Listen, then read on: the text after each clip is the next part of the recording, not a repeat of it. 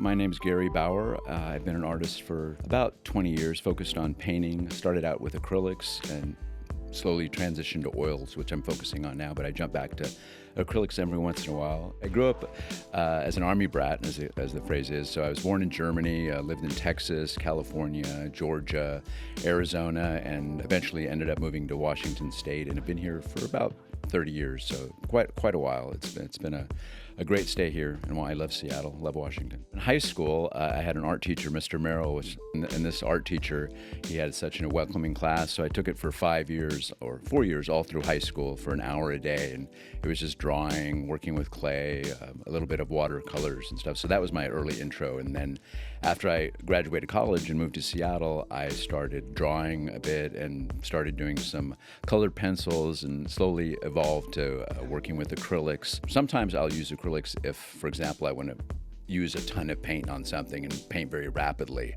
Acrylics are good for that. I've done some portraits that way, but I'm primarily focusing on oils now. I have a studio in the basement, which is a huge mess. There's stuff piled everywhere, canvases and half-finished paintings. Like, for example, I did this series of 7 small 8x10 dessert paintings, and I had those going kind of all at once. And it was just this idea that they look cute. So I started, and they had these really bright colors and nice backgrounds. So there's some little bit of abstraction there with the backgrounds, but yeah, so I'd have, generally, I'll try to get at least 7 or 8 paintings going in a series to have some cohesiveness.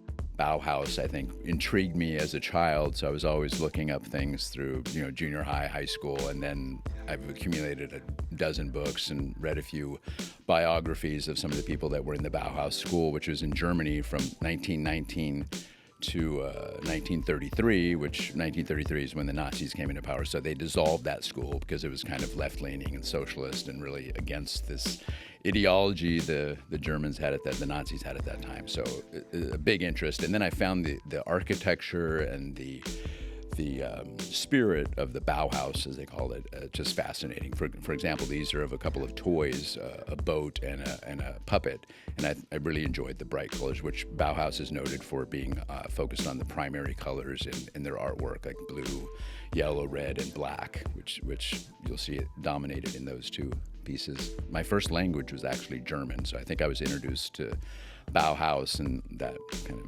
history at a very early age. The one on the left is Bauhaus toy boat, and the one on the right is Bauhaus puppet, and these are the 14x14 versions.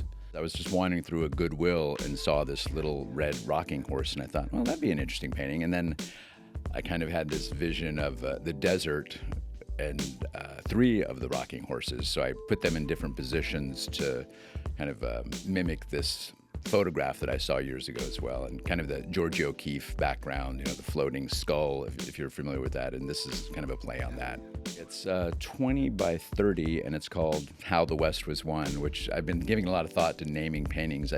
Sometimes when you give a painting a name, it gives it might distract from it, so I might just change that to 3 toy horses, because How the West Was Won, there could be, there's more to think about with that title than just three red horses, 3 toy horses. I think when a viewer sees a painting and it's got some strange name, it can kind of come between the viewer and the piece of art, so they have some preconceived idea of what it's supposed to be. And I'm actually reading a biography of Jackson Pollock, and he started numbering his painting, like this is 23, 22, because he had some paintings, one for example called Cathedral, and if you're familiar with Pollock, it's just all this massive paint, squiggly lines. It looks like, I think they compared it to macaroni back in the 40s, but there's no cathedral in that painting, so people will look at it and think, well, where's the cathedral? I think to be a good artist or painter, you have to constantly be evolving and trying different things and different subject matter, different techniques, from abstract to representational art, which mine is primarily, or it is all representational. You can see obvious things in the paintings. After reading this book, I think I'm going to try a bit of abstract painting just to see how that goes. My evolution to going public was that I did an art show at home. Looking at blogs and things. If you can't find a gallery, just do a show at home. So I hung around 50 paintings all over the house and just invited every single person that I knew. I did that 2 times and sold 10, 12 paintings to my friends. And I was going to do a third event, but then I realized that my friend market is completely saturated. Art is somewhat performative, and we want an audience. I mean, just to paint something in a room and not have anyone see it is not really, to me, what's truthful. Like a performer, if you play guitar and you're really getting good at it, you want other people to see it. So in painting, I just like to have my stuff be out there for a bigger audience. Perhaps get into a gallery.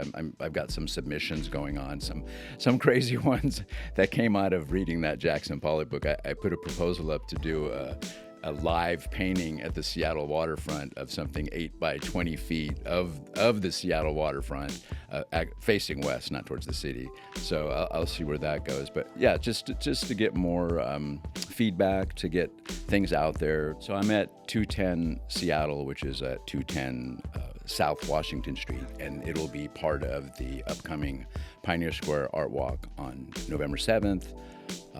And if you're watching podcasts, you'll see these paintings here for the next month. I do also have a website, which is gbauerstudio.com, which shows every piece that I have divided up by the show that I'm in, paintings that I've sold, and paintings that I'm currently working on, as well as what's inspired me over the past, what's inspiring me right now. And I have a blog there as well, so just trying to get the word out.